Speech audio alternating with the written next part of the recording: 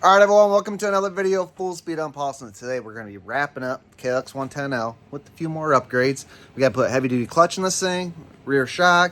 We got a light switch to replace on this thing for his LED bar and under fender glow, I guess you would call it. Also need to figure out what type of wheel and tire setup he's going to go with on this bike. So he hasn't fully decided yet. So we won't know till the end of this video what type of wheel setup we go with. As you can see, we already started doing a little cleanup work on this bike. Boy got this pipe looking fresh, looking pretty good. And as you already know, we did the 143 big bore kit, 22mm carb.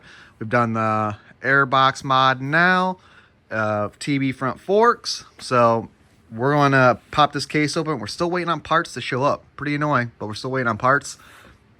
We do have the rear shock. We can get that rear shock done. And then in the process, when we do the wheels and all that, we'll be checking out our brakes, lubing up some points in there that need to be lubricated, greasing the axles, stuff like that. And then probably once we get the bike down, it'll be way easier. But we want to look in our steering stem here. This was a little tough to turn when we first got the bike, and we haven't addressed this yet. Hoping we can just put some lubricant in here, and it's going to free up enough for his ride. If it doesn't seem that way, we might have to open it up and put some grease in there. Being careful we don't just disintegrate the bearings and they go all over the place.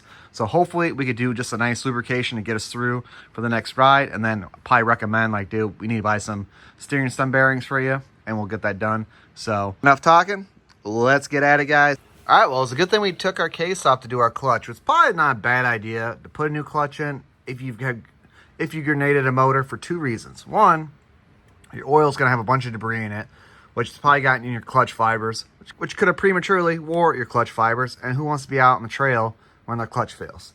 Secondly, is right here is this guy, and this guy right here is a filter. A second filter screen, as you can see, some chunkies on there.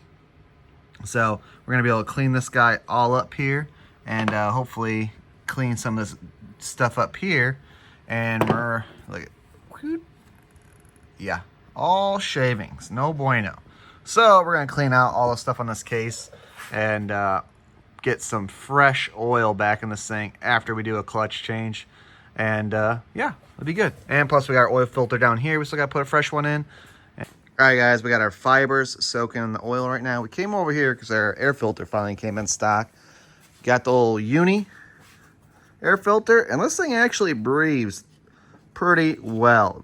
And I don't know if it's just because this one's older, but we cleaned it. This is your stock air filter, and this one here, just doing a blow-through test, breathes way better. So definitely, hopefully that helps with our little air box mod and all that, and hopefully it's good. So we keep this as a spare.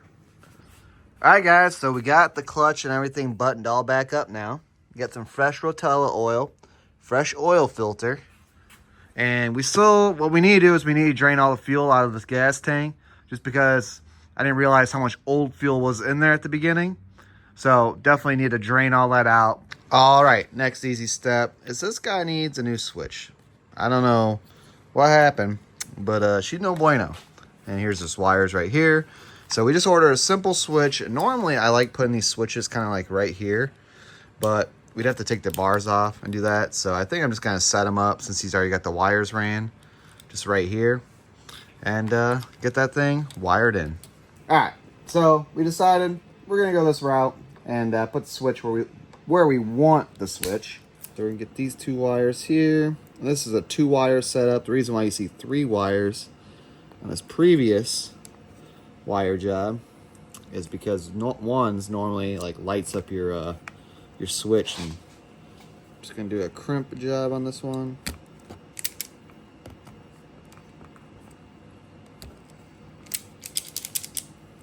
Get that crimped up, taped up, and we'll be on to the next step. All right, knocked a couple more things out.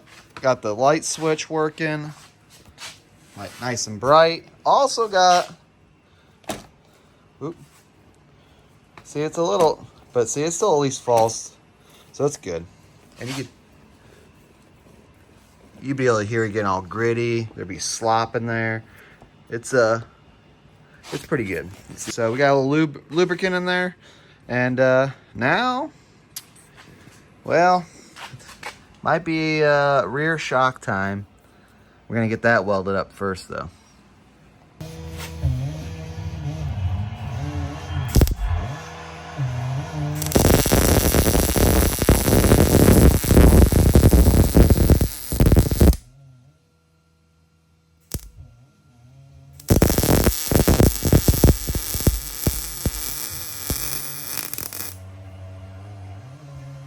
All right, so we got a couple things done here, guys.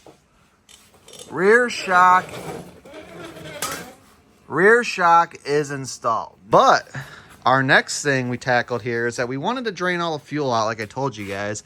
And our other thing was our actual petcock here, the reserve would not work, but the, as far as normal would.